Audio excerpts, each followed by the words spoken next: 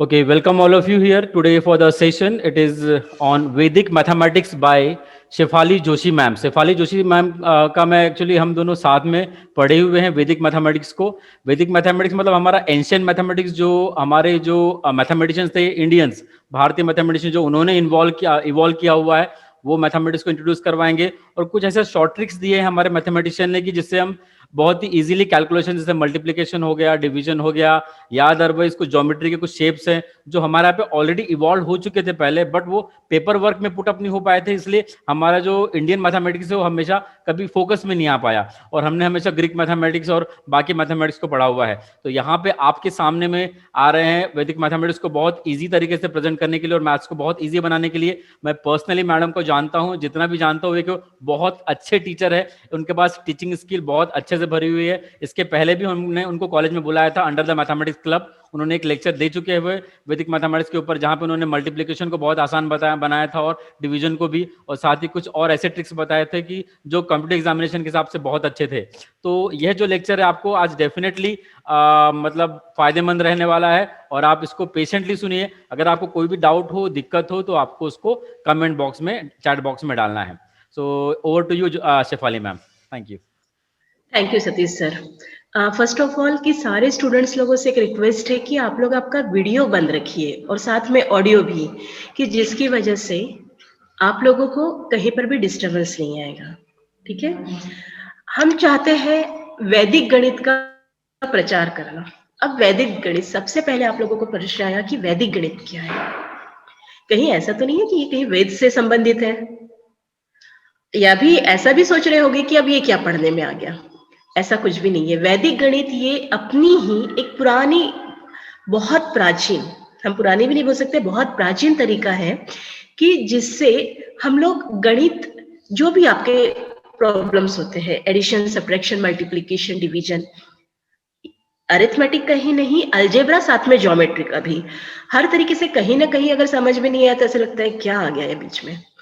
इसी के लिए हमारे पास में हमारे स्वामी जी, स्वामी भारती कृष्ण तीर्थ जी महाराज, ये पुरी के गोवर्धन पीठ के ये शंकराचार्य थे, 143वें। स्वामी जी का विशेष लगाव था गणित के प्रति। स्वामी जी अद्भुत व्यक्ति थे। स्वामी जी का जो जन्म है वो 1884 में हुआ है और इनका जो मृत्यु तिथि है वो 1960 में है। एक और खासियत मैं आपको बता दूं कि स्वामी जी का जो जन्म दिवस है ना, 14 मार्च 1884, आप काउंट करके देखिए, 143। तो ये जो है ये पाय दिवस करके मनाया जाता है। और आपको एक और चीज और बता दूं इसमें कि स्वामी जी के बारे में, कि स्वामी जी के लिए कई लोगों ने, भारत में ही नहीं विदेश में भी आश्चर्यचकित हुए थे कि स्वामी जी के पास में ये चीज आई कहां से। स्वामी जी कई कई विधाओं के ज्ञाता थे। स्वामी जी ने एट ए टाइम 8 विषयों में एमए किया है, कि वो हर इसमें हो सकते हैं कि स्वामी जी कितने अद्भुत थे। स्वामी जी ने हम लोगों को जो सबसे बड़ी देन दी है वो है गणित, वैदिक गणित। अब ये जो वैदिक गणित है, इस बारे में अगर हम सोचे तो हम लोग अब तक ये देखते थे कि हमारे पास में सिर्फ एक फॉर्मूला होता था। जैसे सपोज आप लोगों को a प्लस बी स्क्वायर करना है, तो आपको पता है a plus B square is equal to A square plus 2ab plus B square. लेकिन वो कहीं और नहीं लगा सकते आप स्क्वायर के अलावा। इसी तरीके से हर फॉर्मूला जब जो भी आप अभी तक पढ़े हैं वो वही है कि बस एक बार उसको सीखना है और वो एक ही जगह प्रयोग में आता है। लेकिन यहाँ स्वामी जी ने ऐसा बताया है कि ये सूत्र एक बार समझ लो और उसका प्रयोग अलग अलग तरीके से होता है और कई जगह पर होता है। अब जैसे आपके सामने स्क्रीन पर आया है, ये पहले भी आप देखें। एक चीज और पूछना चाहूंगी, सभी को स्क्रीन दिख रही है? मैम स्क्रीन विजिबल है। हाँ, विजिबल है, थैंक यू। तो देखिए, सबसे पहला जो सूत्र है, और ये कितने आसान है, कहीं पर भी इसमें कठिनाई नहीं है। अब जैसे सबसे पहला देखिए, एकाधिकेन पूर्वेण, नाम में ही समझ में आ रहा है, एक अधिक करना है जो भी पहले का है वो। भले ही ये संस्कृत में है, सूत्र सारे संस्कृत में है, लेकिन हम लोग इसको समझ सकते हैं। अब हम लोग स्कूल में भी पढ़े हैं ना, 2 + 1 3, 3 + 1 4। बस वही है यहाँ पर भी एकाधिकरण पूर्वण में। उसके आगे भी देखिए बहुत सारे सूत्र हैं, निखिलम है, ऊर्ध्वतिर्यक है, पर्यावर्त्य है। आगे भी देखिए सबसे नीचे अगर हम लोग 14 नंबर पर जाते हैं तो एक पूर्वण है। अब एक अन्यूनन हम बोलते हैं ना, किसी में अगर कमतरता होगा तो हम लोग क्या बोलते हैं, न्यूनता है। न्यूनता का मतलब कमी होता है। तो इतने ही आसान शब्दों में स्वामी जी ने सूत्रबद्ध किया हुआ है। अच्छा, ये सूत्र का खासियत यह है कि ये सिर्फ अरिथमेटिक में नहीं चलता है, तो इसको आप अलजेब्रा में भी चला सकते हैं, इसको आप ज्योमेट्री में भी कर सकते हैं। जबकि हम लोग जब भी कन्वेंशनल मैथ्स पढ़ रहे हैं, इसमें अरिथमेटिक का अरिथमेटिक में, ज्योमेट्री का ज्योमेट्री में, अलजेब्रा का अलजेब्रा में चलता है। हम लोग इधर उधर कहीं नहीं जा सकते हैं। जबकि स्वामी जी के सूत्रों के हिसाब से आप चाहे सूत्र में चलिए या उपसूत्र में चलिए। हमने देखा 16 सूत्र है, वैसे ही 13 ये उपसूत्र है। ये सूत्रों की जो संरचना की गई थी, ये सिर्फ और सिर्फ गणित को आसान बनाने के लिए की गई थी। अब इसमें भी जो नंबर 1 पर है उपसूत्र अनुरूपेण, इसका मतलब होता है प्रपोर्शनेटली, अनुरूप। हम लोग बोलते हैं ना जैसे कि अरे वो तो दिखने में अपने माँ जैसा है या वो अपने पिता जैसा है। इसका मतलब क्या हुआ कि वो अपने माता पिता के अनुरूप है, उसके जैसा है। कितना आसान शब्द हो गया। इसी तरीके से 12 नंबर पर एक है जैसे विलोकनम। हम लोग बोलते हैं ना वो अवलोकन कर रहा है। अवलोकन करना यानी क्या, देखना, देख कर समझना। कुछ गणित ऐसे होते हैं कि जिसका जवाब हमको देखते बराबर आ जाता है। अब ये जो चीज है कन्वेंशनल में तो नहीं है ऐसा कुछ, मुझे जहां तक के पता है। लेकिन हाँ, वैदिक में ये चीज है कि आप सवाल देखिए, आपका जो प्रॉब्लम्स है, इक्वेशंस है, एक्सप्रेशन है, वो सब देखिए और सीधा देखकर आपको जवाब मिल जाता है। इसका प्रयोग बहुत अच्छे तरीके से क्यूबिक फैक्टोरियल में किया गया है। स्वामी जी ने जो हम लोगों को बताया था क्यूबिक फैक्टोरियल का, और हम लोगों ने भी जब ये किया, मुझे याद है जब हम लोग पढ़ते थे कॉलेज के इसमें, तो उस समय क्यूबिक फैक्टर निकालना इतना मुश्किल हो जाता था, क्योंकि जब एट ए टाइम 3-3 वेरिएबल्स आ जाते हैं, ABC या XYZ, तो उस समय बहुत मुश्किल हो जाता था और निकालना और भी मुश्किल होता है। या फिर जब भी पावर बढ़ जाते हैं, पावर अब क्यूबिक की बात कर रहे हैं तो पावर 3 आ गया है, लेकिन पावर 4, 5 कुछ भी आए तो उसमें हम लोग देखते बराबर हमारे पास में जवाब आ जाता है। तो ये एक ऐसी चीज थी स्वामी जी ने जो हम लोगों को दी है। मैं तो ये कहती हूँ कि हम लोगों को ये बहुत बड़ा वरदान मिला हुआ है कि जो 16 सूत्र और 13 उपसूत्र दिए हैं, इसका आज तो हम लोग नहीं पढ़ेंगे पूरा, लेकिन हाँ धीरे धीरे करके जैसा जैसा समय मिलेगा हम लोग इसके बारे में आगे भी पढ़ते रहेंगे।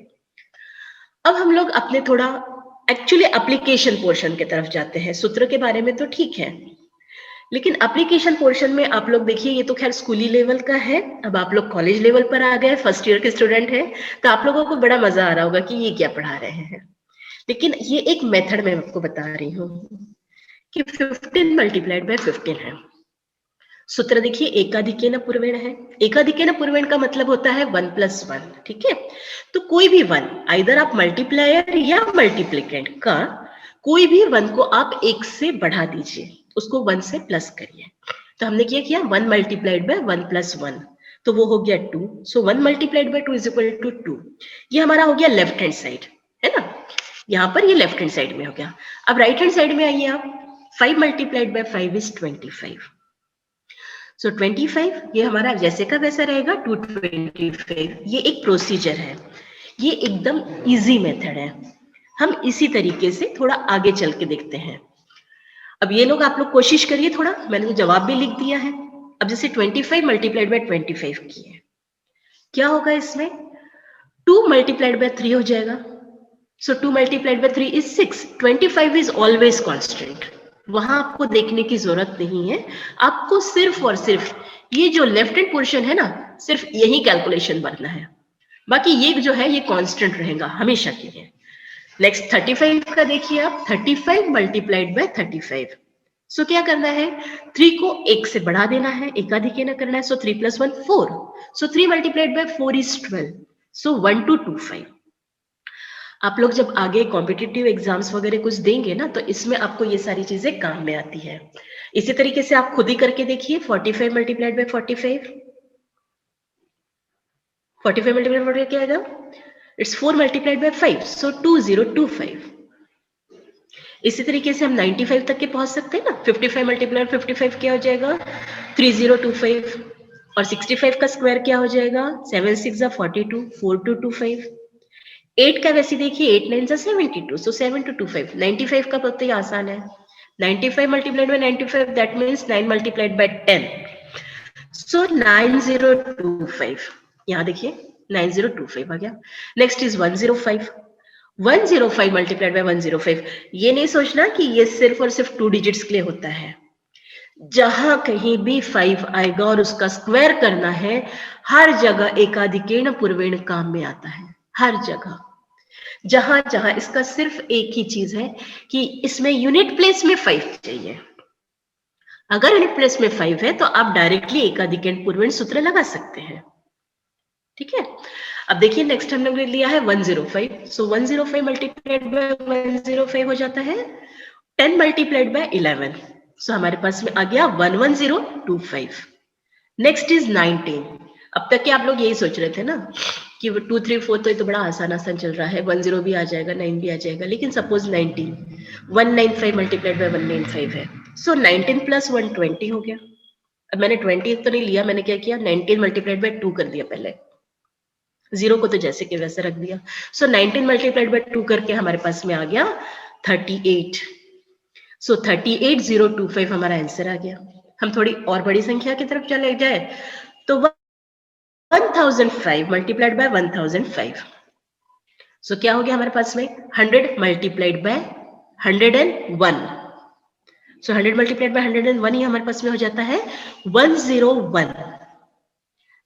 सॉरी ये बाय मिस्टेक यहाँ पर 2 आ गया है, एक्चुअली यहाँ पर 00 होना चाहिए, क्योंकि 100 मल्टीप्लाइड बाय 101 होता है 1010025। ओके, नेक्स्ट इस पर से आपको समझ में आ गया होगा कि अगर हम लोग एक ही सूत्र पढ़ ले तो हमको कितना आसान हो जाता है। नेक्स्ट मैंने आपको बोला था कि हम लोग कुछ ही सूत्रों के बारे में अभी देख सकते हैं, क्योंकि हमें पास में समय कम है और मैं चाह रही हूं कि आप लोगों को ये ज्यादा से ज्यादा काम में आए। दूसरा हमने सूत्र देखा था एक अन्यूनेन पूर्वेण।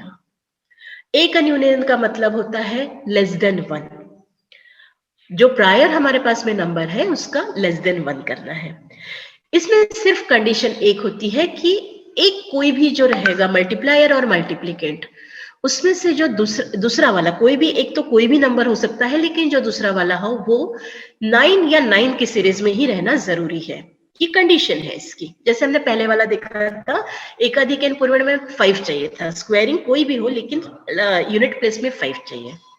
इसमें भी देखिए हम प्रोसीजर एक देख रहे हैं, 12 - 1 एक अन्यूनेन पूर्वेण हो गया, सो 12 - 1 इज 11। अब वो जो कोई हमारे पास में 11 आया है उसको हमको 99 में से माइनस करना है, तो ये हमारा हो गया right hand side push, that is 88। हमारे पास में आंसर आ गया 1188। हम लोग अगर कन्वेंशनली करते हैं तो क्या करते हैं, हम करते हैं 12 मल्टीप्लाइड बाय 9। अब यहाँ पर ठीक है, आपको 12 क्या, आपको शायद से 20 तक के टेबल्स याद हो सकते हैं, मैक्सिमम 12 तक के तो बच्चों को होते हैं। सो 12 9 is 108, so it is 8, so carry over 10, that is 10, or again 12 multiplied by 9 is 108 plus 10 is 1188। आसान लग रहा है। अभी हम लोग थोड़े आगे चल के देखते हैं, कोशिश करिए। 999 मल्टीप्लाइड बाय 224, ये क्या आएगा। प्रोसीजर सेम है, अगर हम कन्वेंशनली करें तो शायद ये मुश्किल हो जाएगा, लेकिन हम लोग इसमें देखते हैं कि हमारे पास में लेफ्ट हैंड साइड जो होता है इसमें हमको सिर्फ इसमें से 1 लेस करना है, दैट इज 224 - 1, सो 223। ये हमारा लेफ्ट हैंड पोर्शन आ गया। राइट हैंड पोर्शन हमको क्या करना है, 999 में से ये 223 माइनस करना है, तो हमारे पास में आ गया 776। विद इन ये 2 to 3 सेकेंड्स में हम जवाब ला सकते हैं। कन्वेंशनली अगर आप इसको करने जाए तो कम से कम 1.5 से 2 मिनट लगता है। आप सोच सकते हैं 2 मिनट का मतलब होता है 120 सेकेंड, और 120 सेकेंड की जगह अगर आप लोग 3 से 4 या 5 सेकेंड भी आप पकड़ चले तो कितना समय आपके पास में बच रहा है। आगे भी देखिए उसी में ही 9999 मल्टीप्लाइड बाय 1 2 3 4। अब प्रोसीजर आपको पता चल गई है कि लेफ्ट हैंड साइड जो होता है ना तो अदर देन 9 की सीरीज से जो भी नंबर होता है उसको लेस देन 1 करना है। सो 1 2 3 4 माइनस 1 कर दीजिए, दैट इज 1 2 3 3। अब वो जो 1 2 3 3 आ रहा है इसको हम लोग 9999 से माइनस कर देंगे, तो हमारे पास में आ जाता है 8766। हमारा जवाब आ गया 1233 और 8766। थोड़ा और बड़ी नंबर की तरफ चलिए। आप लोगों के पास में अगर कैलकुलेटर होगा तो आप लोग चेक भी कर सकते हैं कि ये जवाब सही है या नहीं है, क्योंकि ये चीज होता है कई बार कि सामने वाला बोलता है ना, तो हमेशा आप आंख मूंद कर विश्वास मत करिए कि वो सही है। कहीं ना कहीं थोड़ा ना थोड़ा अपना भी उसमें अनुदान डालिए कि हाँ ये सही है या नहीं है। अब कुछ फिगर्स ऐसी होती है कि जो कैलकुलेटर में भी नहीं आती है, लेकिन हम लोग ना मनुष्य हैं, हमारा दिमाग बहुत तेज है, क्योंकि कैलकुलेटर हमने बनाया है, तो हम कैलकुलेटर से एक कदम आगे ही होना चाहिए हमेशा। आपके पास में मैक्सिमम 12 डिजिट वाला ही कैलकुलेटर होगा, या कोई अगर गूगल कैलकुलेटर यूज कर रहा होगा तो उसमें आपको 24 डिजिट्स तक के आ सकता है। तो वैसे तरीके से अब आगे चलते हैं तो हम लोग देखते हैं कि 5 टाइम्स 9 है हमारे पास में, इज मल्टीप्लाइड बाय 78925।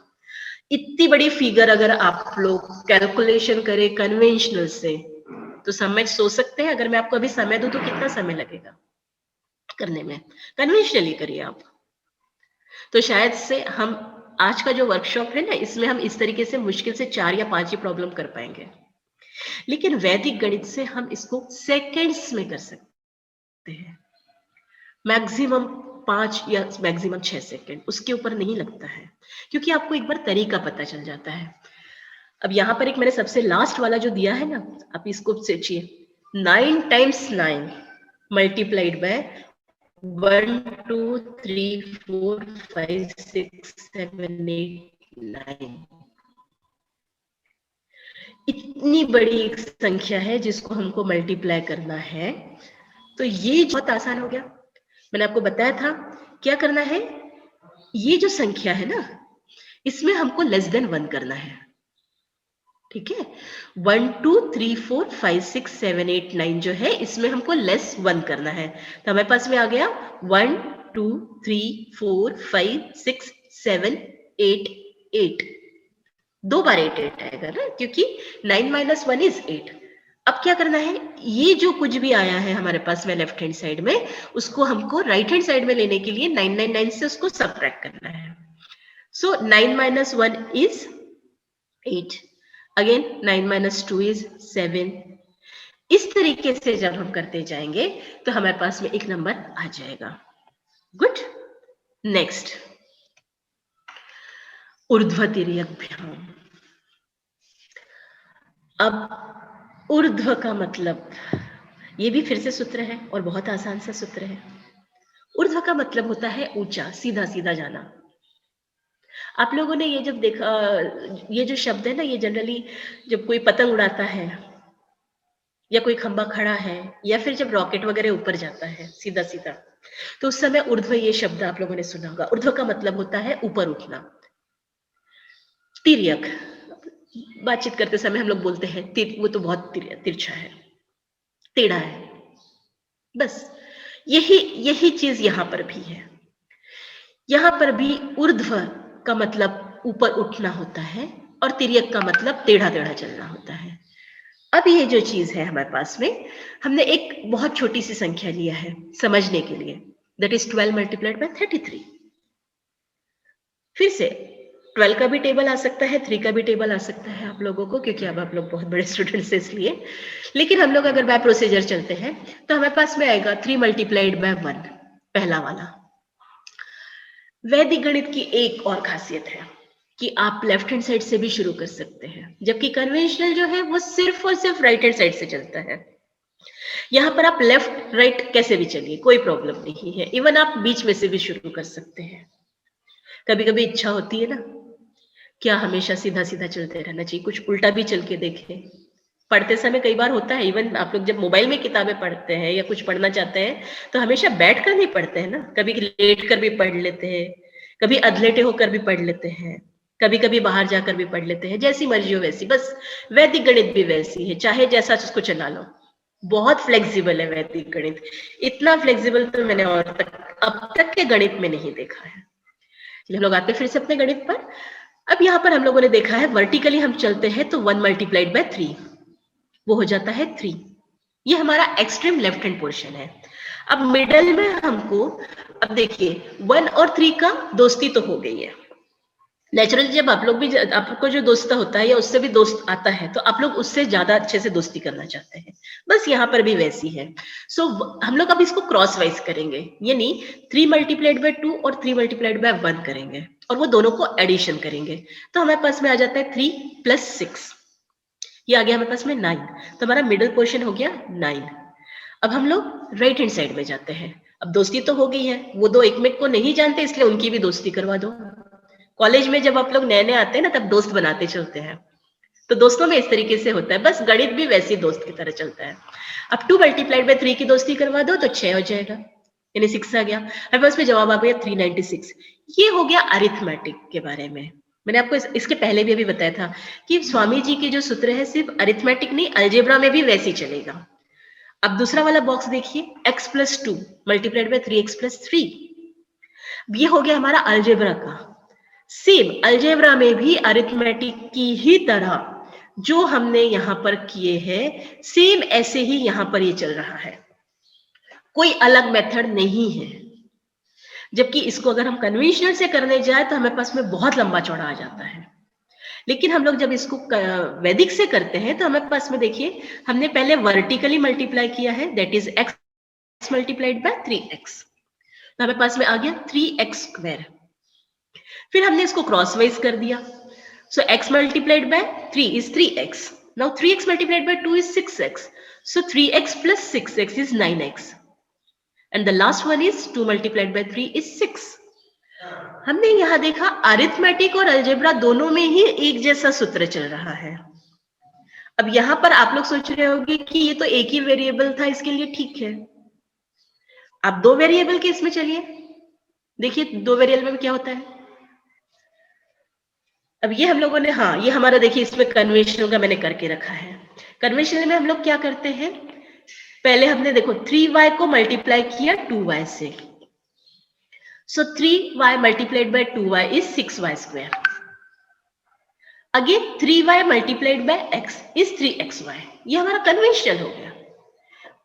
ऐसे ही हम यहाँ पर चल रहे हैं। फिर हमारा एक पता है हम लोगों को कि एक होने के बाद में फिर हम दूसरे वेरिएबल की तरफ जाते हैं, सो 3x multiplied by 2y 6y 3xy। Instead of this all this calculation, हम लोग सिर्फ ये और जो कैलकुलेशन ले रहे हैं ये एक सूत्र से ले आ रहे हैं जो कि बहुत आसान है। सूत्र का नाम है ऊर्ध्व तिर्यकभ्याम। हम लोग 2 वेरिएबल की तरफ चले। अच्छा यहाँ पर मेरा सॉरी ये नहीं है, ओके अगर ये यहाँ पर, हाँ बराबर, हमारे से 2 वेरिएबल भी तो आ गए थे, x और y।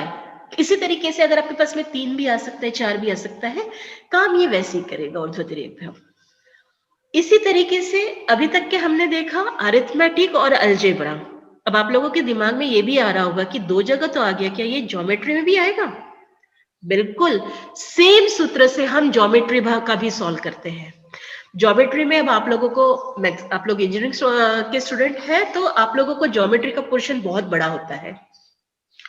अब आप लोगों को ये पहले एक जानकारी के लिए मैं बता दूं कि एक्चुअली हमारे यहाँ जितने भी गणितज्ञ हुए हैं, जितने भी मैथमेटिशियंस हुए हैं, ये सारे के सारे पहले ज्योतिष थे, या हम इनको एस्ट्रोनॉमर्स बोल सकते हैं, जो कि खगोल शास्त्री होता है।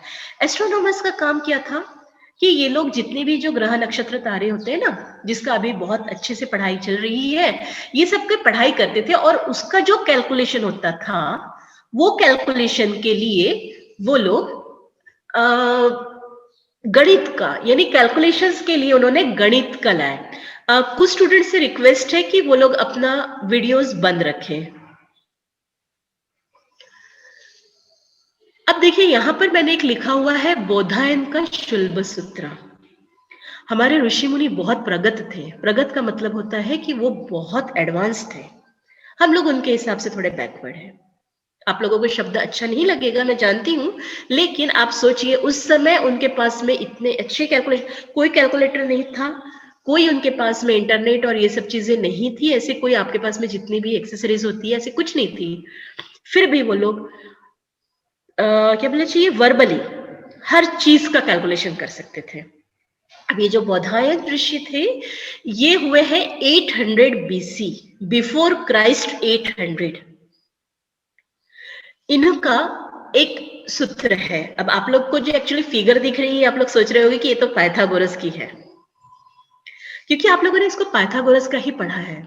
हम भारतीयों का ना एक हम लोगों का स्वभाव है कि जनरली हम लोग सही भी होंगे तो भी हम लोग बोलते नहीं है कि हम सही है, लेकिन अब समय आ गया है बोलने का कि नहीं, ये हमारा है और हम सही है। ये जो डायग्राम देख रहे हैं ना, ये पाइथागोरस की नहीं, ये बोधायन की है। और बोधायन जी ने सूत्र दिया हुआ था उस समय, ये शुल्ब सूत्र करके बहुत प्रसिद्ध है।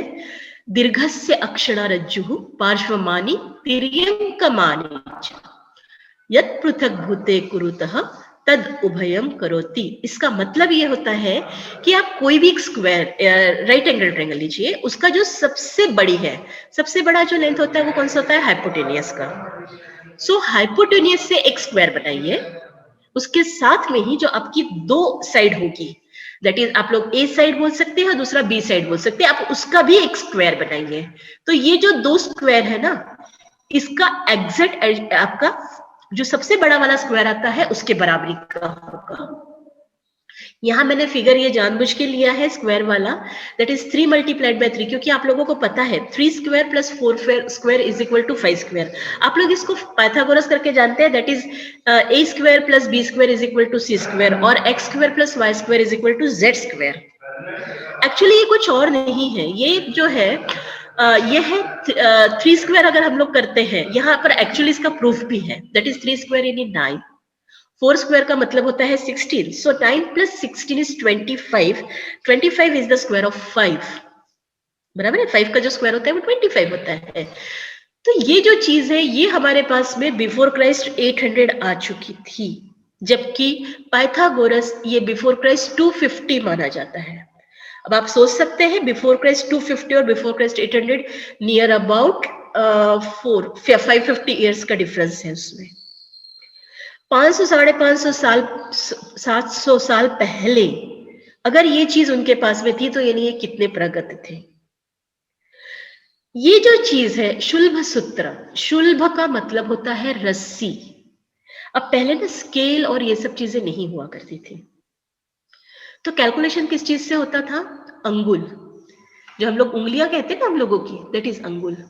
उसके बाद में बित्ता, हम लोग बिल्लस करते हैं। अब आप लोग तो कंचे खेलना नहीं जानते हैं, लेकिन जो बच्चे कंचे खेले हैं या बचपन में खेले हैं बाहर जाके, तो वो लोग जानते हैं ये होता है बित्ता या बिल्लस बोलते हैं इसको।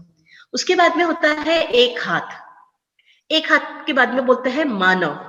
एक मानव उस समय 7 फीट का माना जाता था। हम लोग फुट बोलते हैं ना जिसको, पहले फुट यानी पैर जो होता है वो 12 इंच का हुआ करता था, और एग्जैक्टली हम 1 feet is equal to 12 inches लेते हैं, तो फुट पैर पर से ही आया हुआ है। तो ये हो गया कैलकुलेशन। अब लेकिन इसमें अब जैसे हम लोगों की भी हाइट एक जैसी नहीं होती है, तो इसके लिए हमारे ऋषि मुनियों ने क्या किया, एक रस्सी लिया, वो रस्सी में एक निश्चित दूरी पर उसकी गांठ बनाते चले गए, और वो जो गांठ होती है ना उसको गिनना।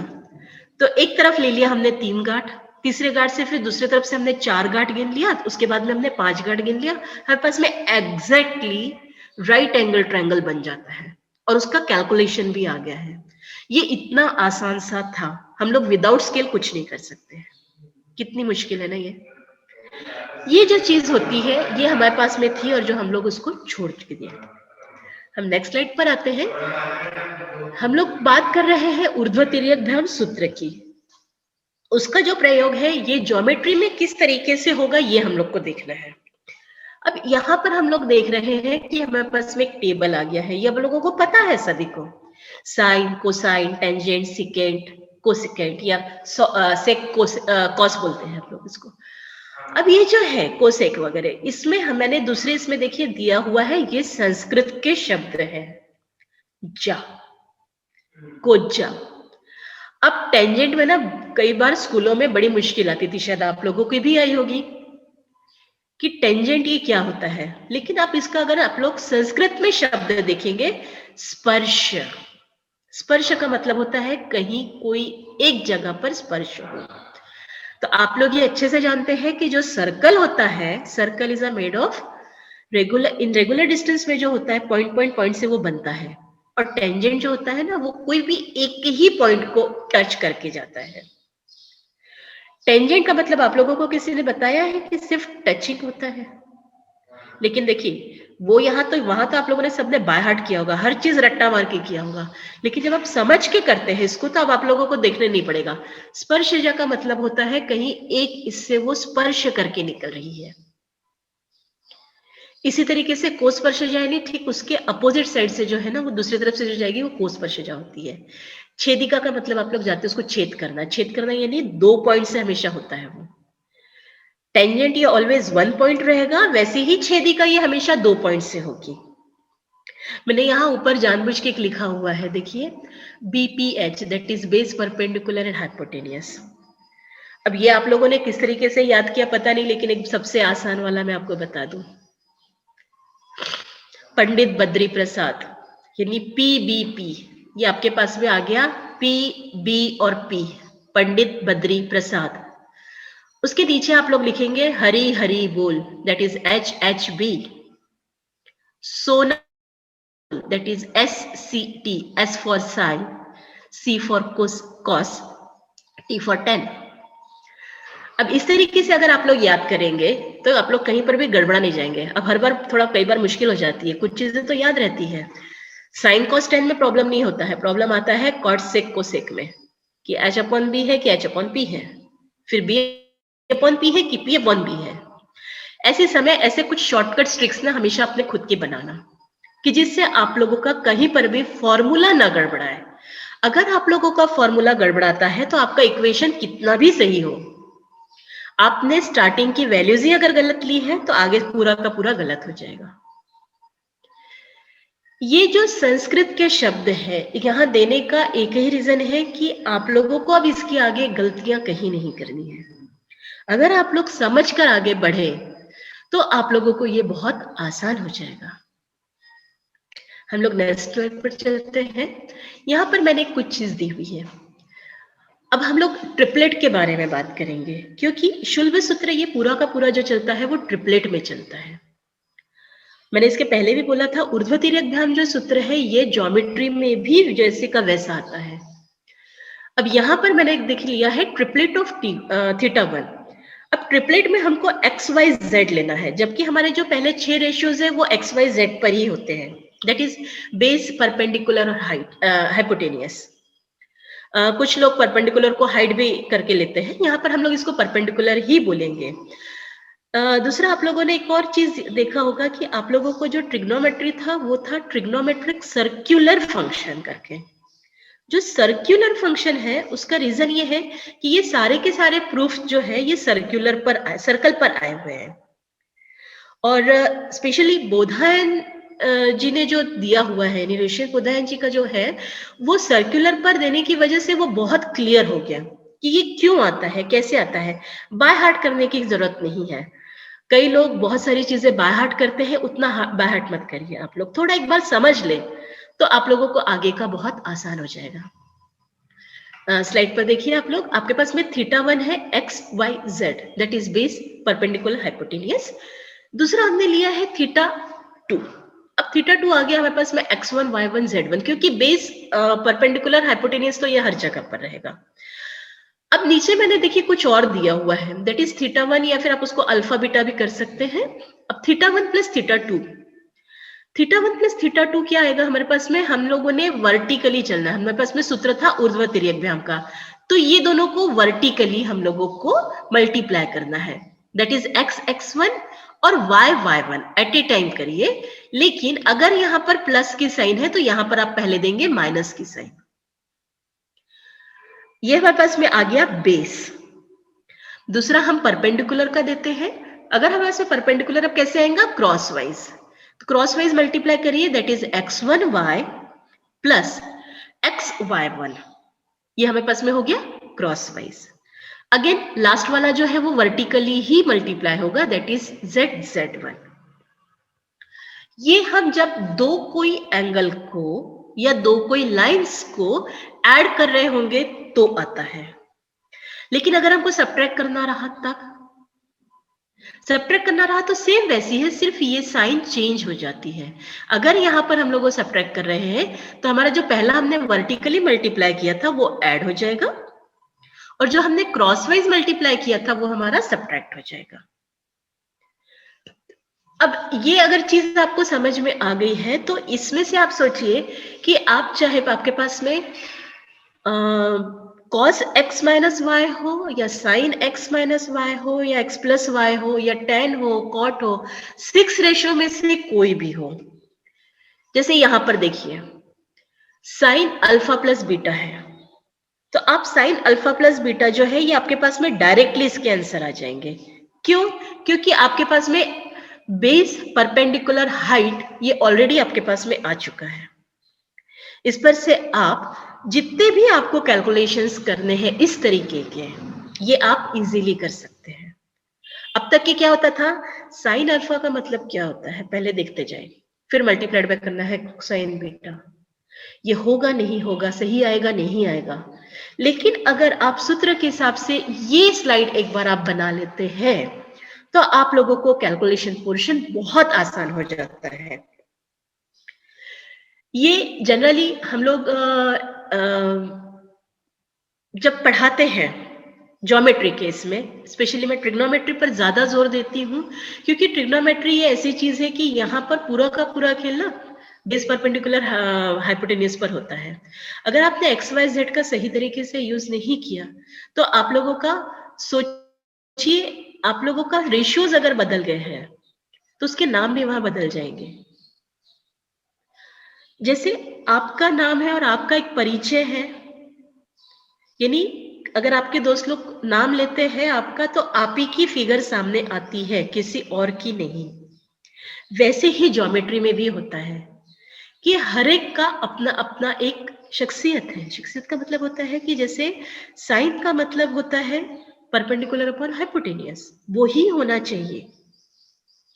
आप वहां पर बेस अपॉन हाइपोटेनियस अगर कर देते तो वो कॉस हो जाता है, गलत हो जाएगा, क्योंकि उसकी जो आइडेंटिटी है वो उसकी वैल्यू के ही हिसाब से होना चाहिए।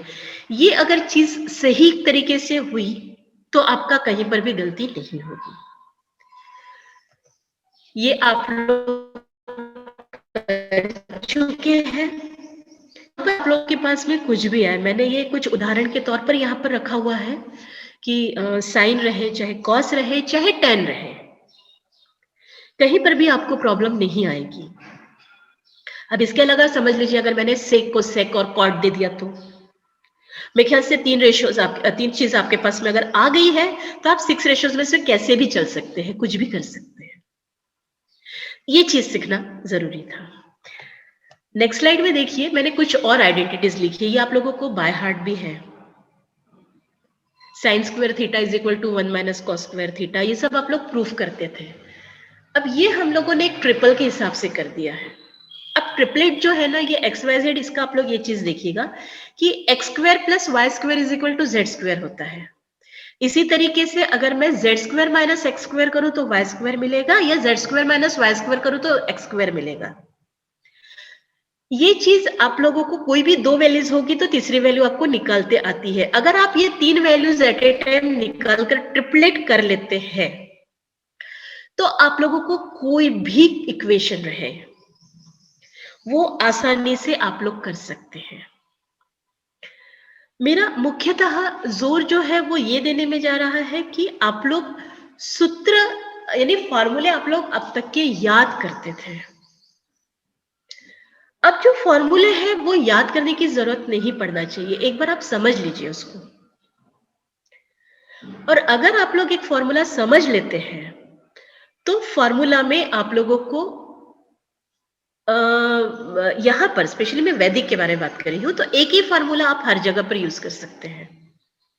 जैसे मैंने ऊर्ध्वतिरिक्त के बारे में बात करा है, इस तरीके से बहुत सारे सूत्र चलते हैं। निखिलम जो है वो भी चलता है। एकाधिकरण का जो है ना वो हम लोग कई बार यूज करते हैं इसमें जैसे हम लोगों ने इसमें तो अभी देखा ही है कि मल्टीप्लिकेशन में होता है, लेकिन इसी के साथ में हम लोग ना डिविजिबिलिटी टेस्ट में भी हम लोग उसको यूज करते हैं। मैं सूत्रों के ऊपर फिर से आ रही हूँ।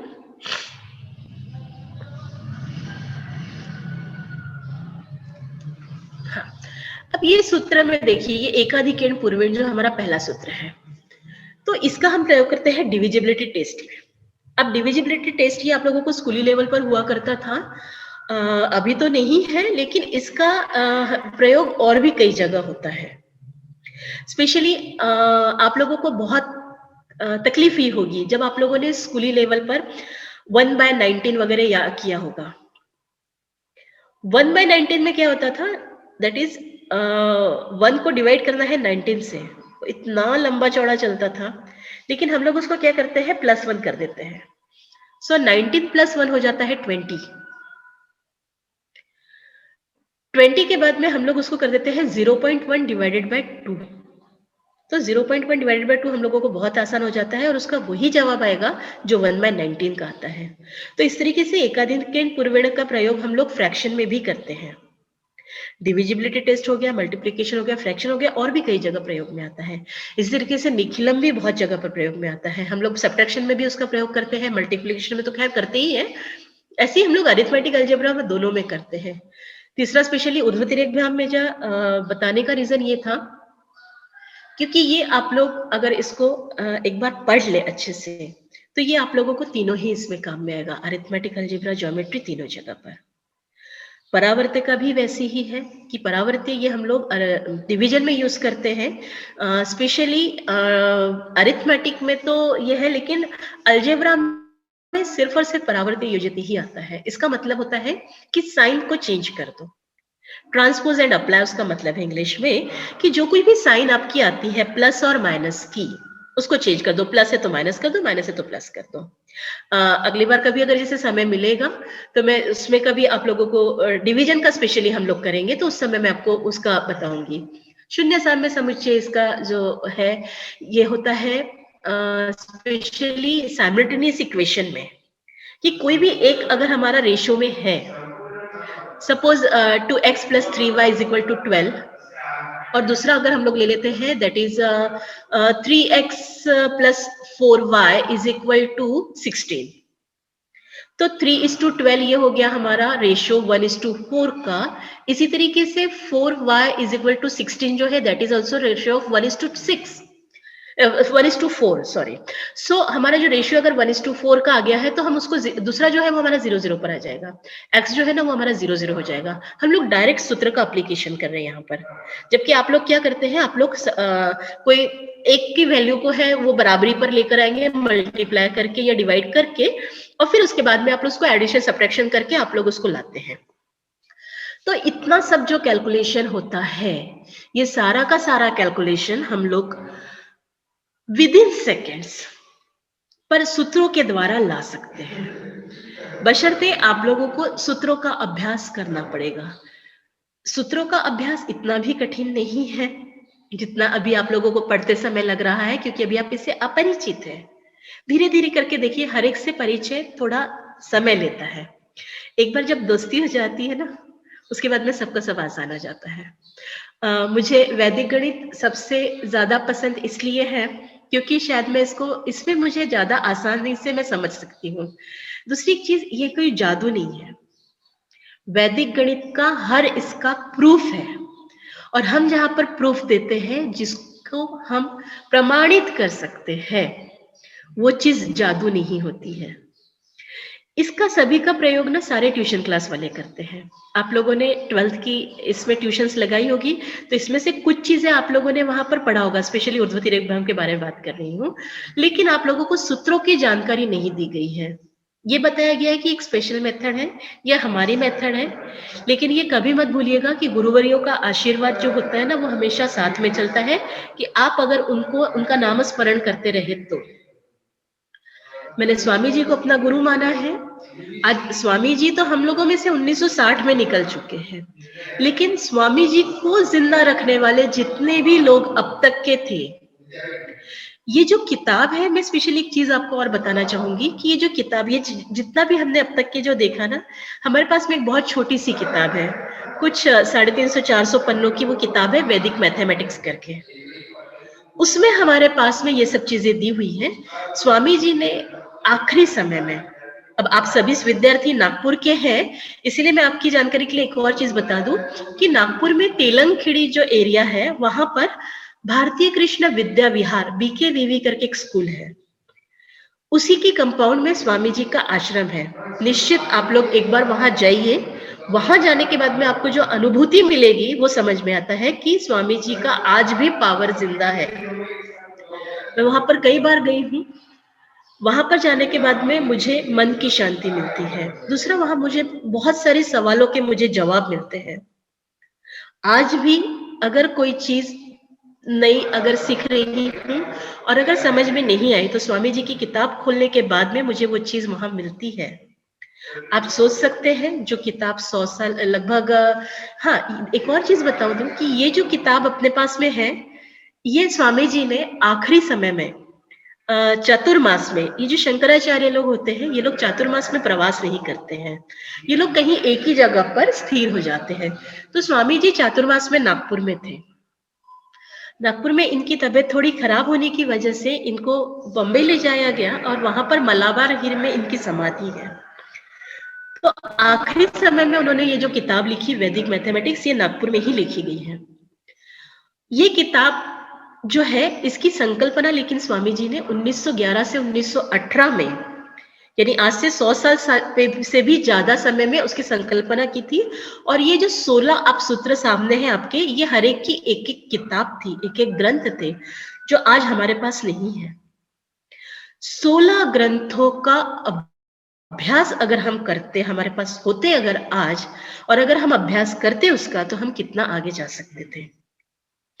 आप लोग ये चीज सोच सकते हैं कि हमने तो मैं छोटा सा एक चीज आपके सामने रखना चाह रही थी कि वैदिक गणित ये कोई वेदों से प्रभावित नहीं है।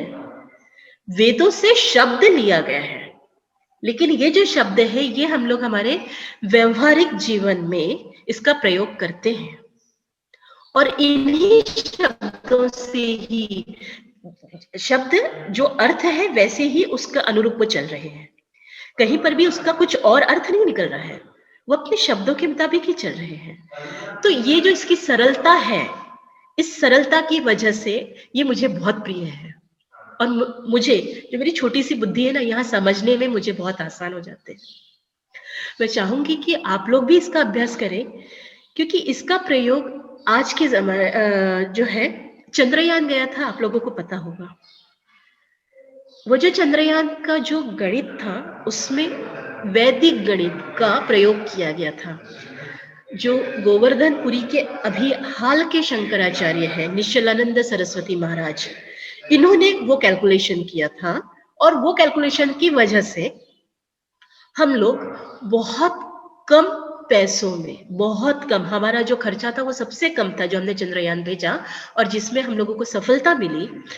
उसका जो कैलकुलेशन है वो पूरा का पूरा वैदिक गणित से हुआ था। ये 2-3 साल पहले की जो बात है, उसी समय लोगों के सामने वैदिक गणित आया, भारतीय लोगों के सामने। जबकि वैदिक गणित पाश्चात्य में, यानी जो हम लोग बोलते हैं वेस्टर्न इसमें कंट्रीज में, एक्चुअली कोर्स में है। वो लोग वहां पर कोर्स के रूप में वैदिक गणित पढ़ते हैं, जबकि ये पूरा का पूरा भारतीय है और हम लोग इसको जानते तक नहीं है। ये हम लोगों के लिए एक अच्छी बात नहीं है कि हमारा ही है, फिर भी हम इससे अनभिज्ञ हैं। मैं बस एक छोटी सा, एक मेरा कोशिश था, जब सतीश सर ने मुझे इसमें इनवाइट किया और बोला कि मैम आपको वैदिक गणित के बारे में बोलना है, तो मैं चाह रही थी कि आपके सामने अरिथमेटिक, अलजेब्रा और ज्योमेट्री, तीनों ही चीज का मैं आपके सामने रख सकूं, जिससे कि आप लोग ये इसका गांभीर्य समझ सके, साथ में ही आप इसकी सरलता भी समझिए कि कोई भी एक ही चीज से आप हर चीज कैसे जवाब ले सकते हैं। फिर से आखिरी स्लाइड पर आ रहे हैं हमारी, इस पर। अब ये जो XYZ था, इसका हम लोगों ने किया था X² Y² Z², और आप लोगों ने ये सारी आइडेंटिटीज पहले भी छुड़ा सकी है। आप लोग अब नए तरीके से इसको छुड़ा कर देखिए, ट्रिपलेट से, कि कोई भी 2 वैल्यूज आती है तो आप तीसरी वैल्यूज कैसे ले सकते हैं। तीसरी वैल्यूज निकालते समय आप लोगों को कोई दिक्कतें आ रही है क्या, ये आप लोगों के अभ्यास के लिए था। मेरी कोशिश कितनी सफल हुई ये तो सर ही मुझे बाद में बताएंगे। बस एक छोटा सा मेरा प्रयास आप लोगों के सामने वैदिक गणित का परिचय रखने का था। नमस्कार। सतीश सर।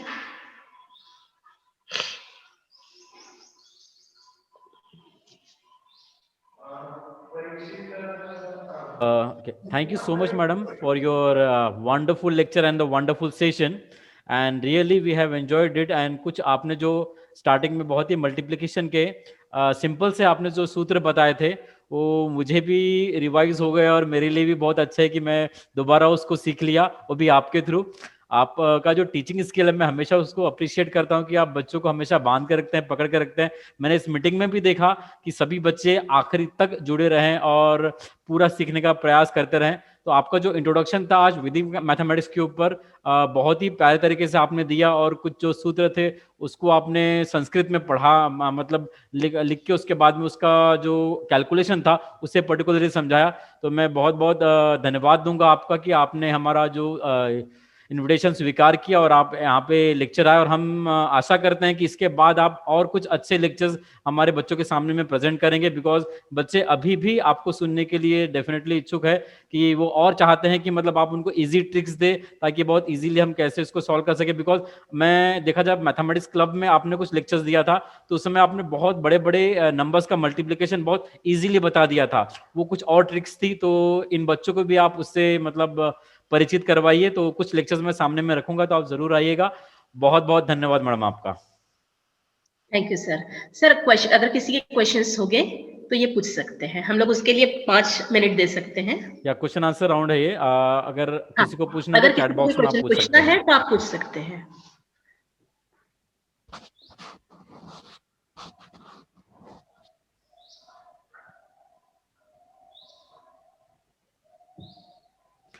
चैट बॉक्स में आप लिख सकते हैं अगर आपको दिक्कत है तो कोई भी।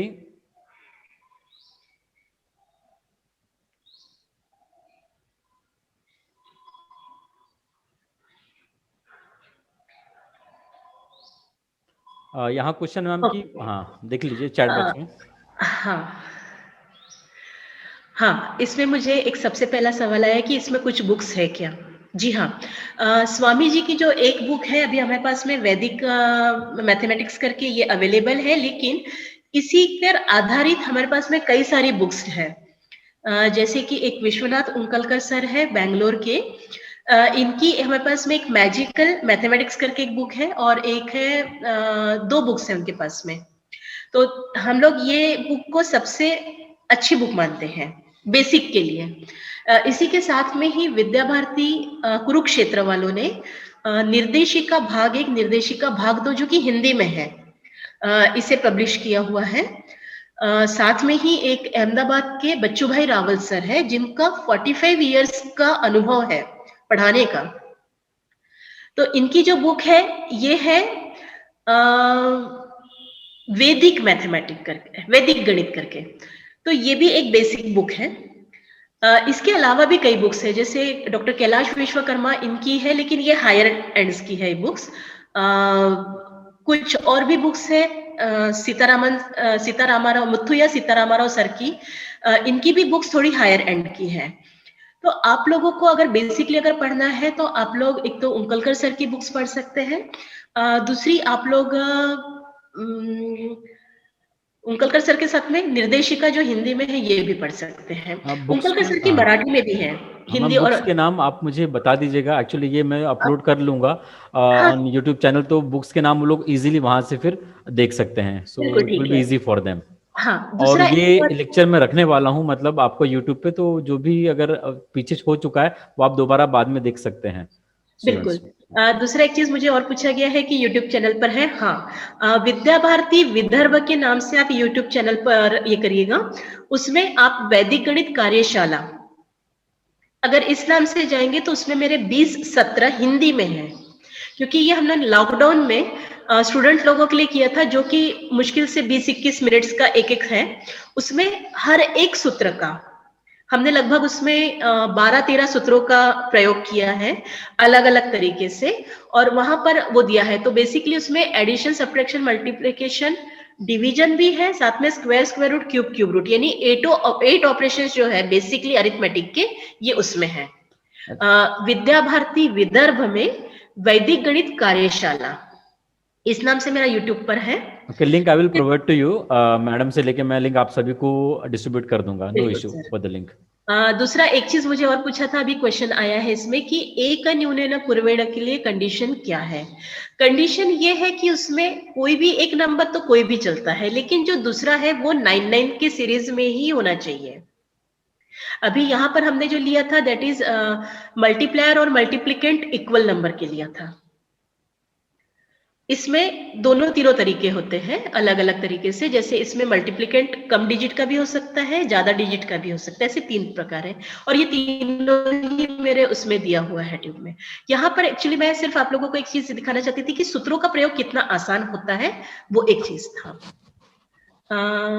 हाँ, फर्स्ट ट्रिक बताइए 15 by 15 वाली। ओके, देखिए यहाँ पर 15 by 59 15 का स्क्वायर हुआ, तो 5 मल्टीप्लाइड बाय 5 इज 25, वो कांस्टेंट रहेगा हमेशा, चाहे वो 25 है, 35 है, 45, इवन 105, 195 कुछ भी आ जाए, 5 is 5 multiplied by 5 is 25 constant है।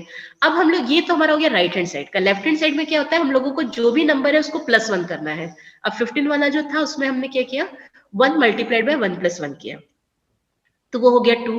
So left hand side is 2, right hand side is 25, so 225 is the answer. Suppose अगर हमने लिया 995, तो क्या आएगा, 99 + 1 is 100, so 99 multiplied by 100 is 9900। This is left hand side. Right hand side is always constant, that is 5 multiplied by 5, that is 25. So your answer is 990025. ये verbally आ रहा है क्योंकि आपको सूत्र पता है। Very good Ajay Bhatkar, 990025। Thoughts हो कि आप लोग बहुत अच्छे से इसको समझ रहे हैं और कर रहे हैं, and thank you very much कि सारे के सारे स्टूडेंट अभी तक के जुड़े हुए हैं। ट्रिग्नोमेट्री मल्टीप्लिकेशन का हम लोग एक सेशन इसका अलग से रखेंगे कि जिसमें हमारे पास में पूरा का पूरा ट्रिग्नोमेट्री पर रहेगा, जिसमें आप लोगों के लिए मैं स्पेशली जो 6 रेशियोज है वही पूरा लेकर आऊंगी इसके लिए। लेकिन आप लोगों को ना थोड़ा बेसिक पढ़ना जरूरी है। आज इंट्रोडक्शन था इसलिए मैंने थोड़ा बेसिक लिया है। मेन इंटेंशन मेरा भी ट्रिग्नोमेट्री ही है क्योंकि आप लोगों को उसकी जरूरत पड़ेगी, और ट्रिग्नोमेट्री तो ऐसा है, हम यही कहते हैं, सद गया तो सूत है, नहीं तो भूत है। बहुत अच्छा कहा मैम, और अगर आपको कोई भी इंक्वायरी हो, क्वेरीज हो, तो आप मुझे डायरेक्टली बता सकते हैं, मैं मैडम को वो चीज़ें पहुंचा दूंगा, और आप मैडम के यूट्यूब चैनल पर भी जा सकते हैं इजीली और एक्सेस कर सकते हैं वीडियोस को। इसके साथ में एक और जानकारी मैं आपको दे दूंगी कि मेरे इसमें अभी मैंने एक शुरू किया है। मेरे पास में प्राइवेटली भी कुछ स्टूडेंट्स आ रहे हैं पढ़ने के लिए, क्योंकि सबसे बड़ा प्रॉब्लम ये होता है वैदिक गणित का हर जगह पर पूरी जानकारी नहीं है। हम लोग इसके 2 कोर्सेज चलाते हैं यूनिवर्सिटी में। एक जो कोर्स है वो सर्टिफिकेट कोर्स है जो कि 6 महीने का होता है। दूसरा जो कोर्स है वो 1 साल का डिप्लोमा कोर्स है। अभी हम लोगों की जो एक पहली बैच है वो मराठी में भी निकली है। अब तक ये सिर्फ इंग्लिश में ही थी, हर जगह अवेलेबल। हमने पहली बार अपनी मातृभाषा में लिया है जो कि मराठी में है, पूरी तरीके से मराठी में निकली है। आप लोग कोई भी लैंग्वेज के बैच में एडमिशन ले सकते हैं अगर आप लोग इंटरेस्टेड है इसमें, तो जो कि ऑनलाइन क्लासेस होती हैं। अभी जो हुआ है हमारी वो ऑनलाइन हुई पेंडेमिक के वजह से। ओके, ये जो है actually it is a valid मतलब सिलेबस है ये पर्टिकुलर यूनिवर्सिटी का, जहाँ से मैंने भी डिग्री ली है, कवि कुलगुरु कालिदास यूनिवर्सिटी से, और मैडम ने भी ली है। मैडम प्राइवेटली लेते हैं, मतलब madam doesn't take the private tuition classes. Actually madam university से कनेक्टेड है जिसकी क्लासेस चलती हैं, ओके, जो फ्री ऑफ कॉस्ट जनरली होती हैं। आपको सिर्फ एग्जामिनेशन फॉर्म जो है वो भरना पड़ता है और बस आपको आपका टाइम देना है अगर आपको वैदिक मैथमेटिक्स सीखना है तो। मैं भी वहाँ से पढ़ा हूँ और मैंने देखा हूँ वहाँ का एनवायरनमेंट बहुत अच्छा है और ये चीज़ें फ्री ऑफ कॉस्ट चलती है। जैसे इसके पहले आपने देखा था कि योगा वाला जो हमने सेशन रखा था वो भी कंप्लीटली रामनगर में फ्री ऑफ कॉस्ट चलता है। सेम ये भी वैदिक मैथमेटिक्स क्लासेस नागपुर में फ्री ऑफ कॉस्ट चलती है। तो आप आके यहाँ पे कभी भी इसका बेनिफिट उठा सकते हैं और यूनिवर्सिटी का सर्टिफिकेट और यूनिवर्सिटी की डिग्री आपको मिलती है। I did actually diploma in Vedic mathematics with ma'am and as well as a certificate course in Vedic mathematics, तो हमने किया हुआ है और सामने में अगर हो सका तो डिग्री भी शायद हम साथ में करें, बिकॉज शायद डिग्री का कोर्स भी कवि कुलगुरु कालिदास यूनिवर्सिटी अगर निकाले तो डेफिनेटली हम भी उसको ज्वाइन करेंगे। अगर जिसे भी ज्वाइन करना है वो मुझसे कांटेक्ट कर सकता है या directly contact to the Shefali ma'am. Thank you so much. Thank you sir.